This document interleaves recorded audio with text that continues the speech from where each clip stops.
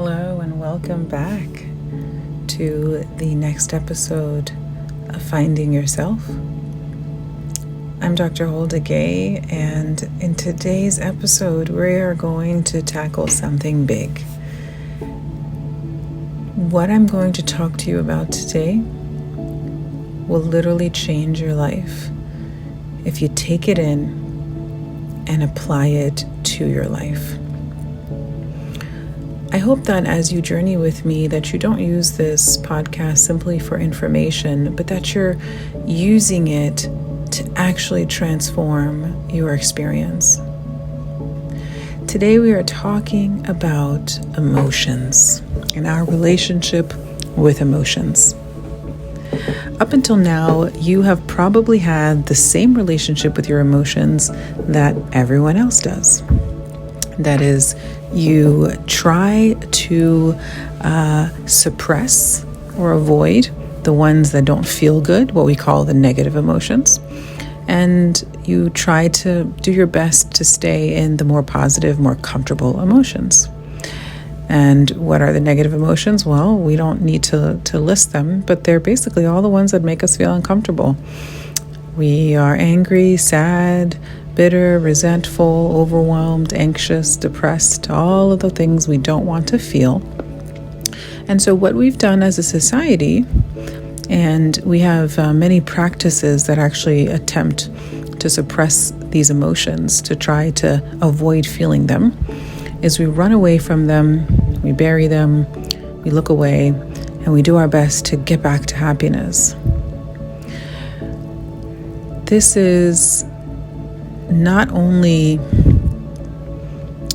dangerous because you are creating problems for yourself, but it is also not the way that we were meant to interact with our emotions.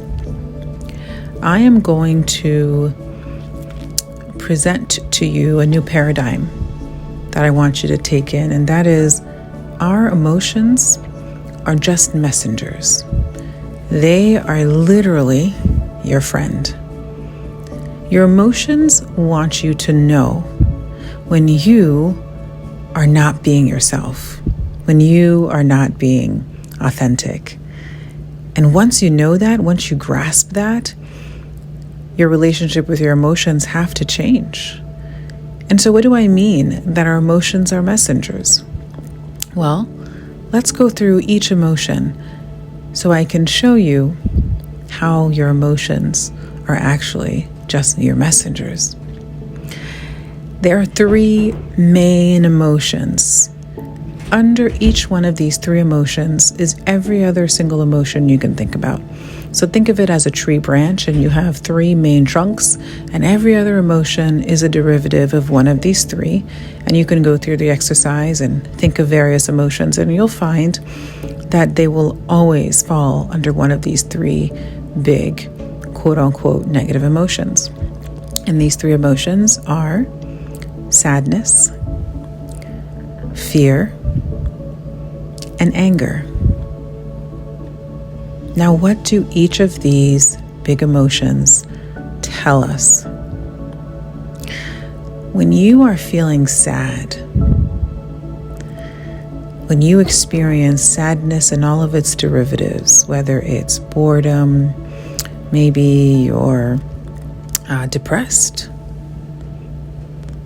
any of the derivative emotions connected to sadness, loneliness, you can probably name many, many more.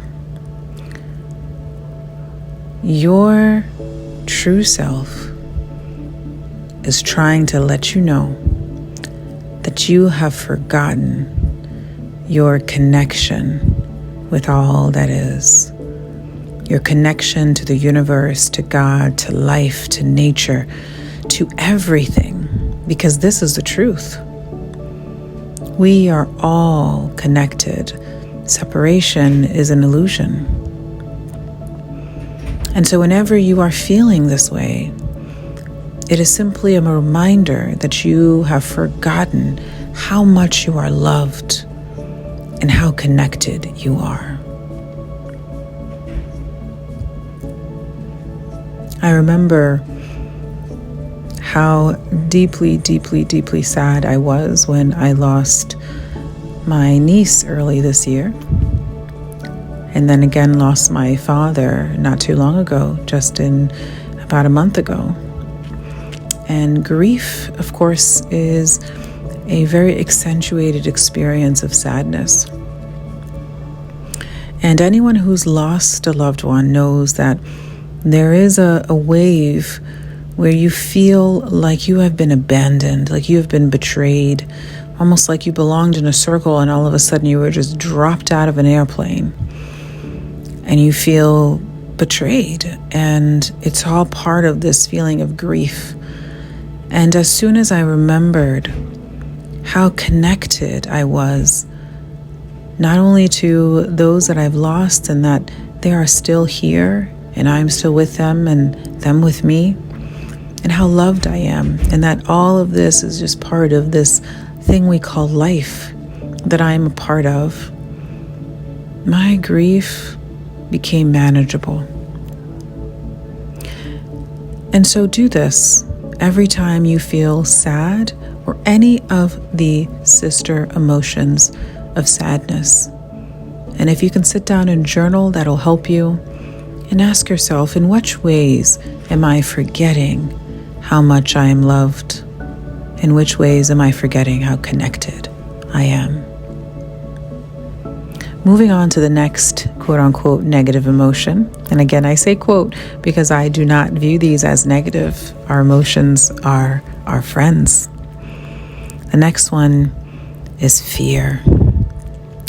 And fear, the sister emotions of fear or the derivatives, can be things like anxiety or overwhelm.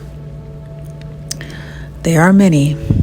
And again, if you sit down and think about any emotion you're experiencing, you'll find that it'll relate back to one of these three.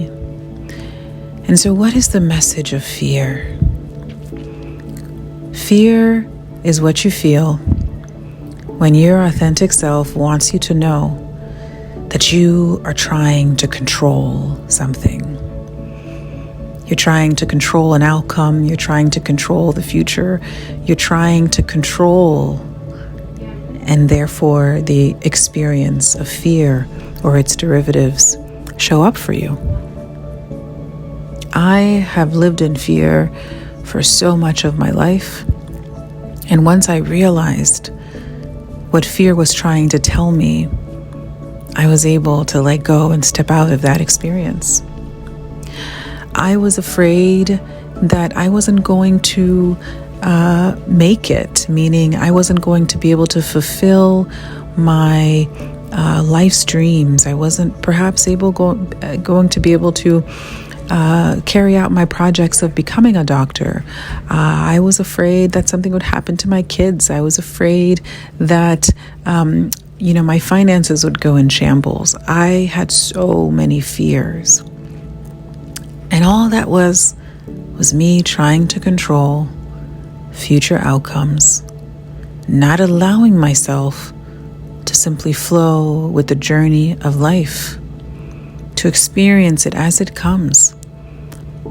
It's okay to have dreams and to have goals and to want to achieve things. But what's not okay is when you decide that that is the only thing that you will take, that you will accept, that will make you happy, and that you are going to make sure that that happens at all costs. It will cost you yourself. And so if you are experiencing fear, anxiety, overwhelm, or any of its derivatives, I want you to sit down and journal. In what ways am I trying to control?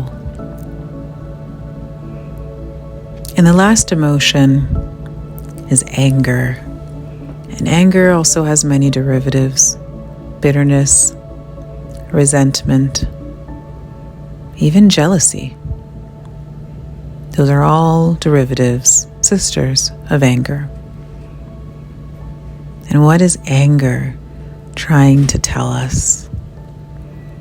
When you experience anger, your authentic self wants you to know that you are standing in judgment, judging another or judging yourself.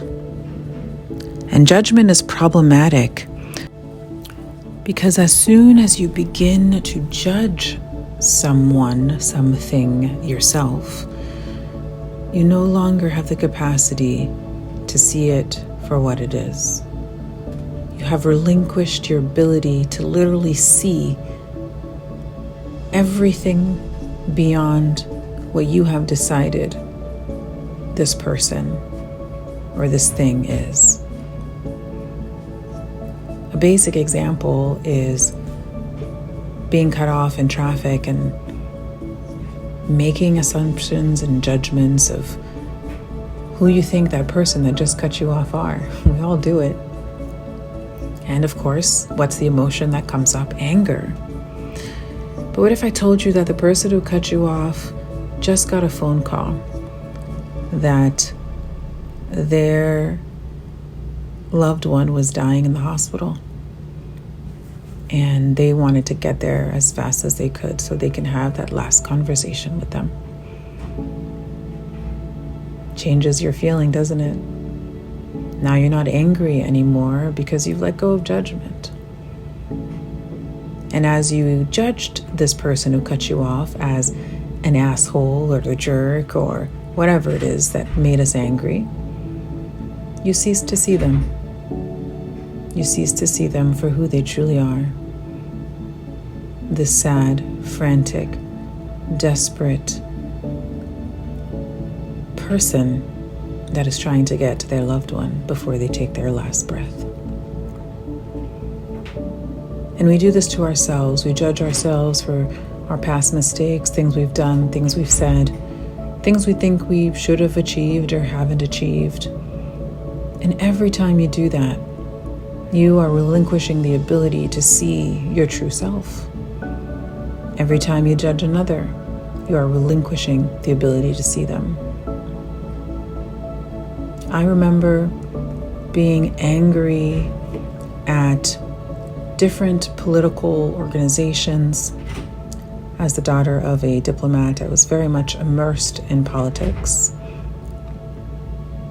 And during my transformation, I realized that I was also judging them. I had decided that I knew what they were about, and I was judging what I thought they stood for.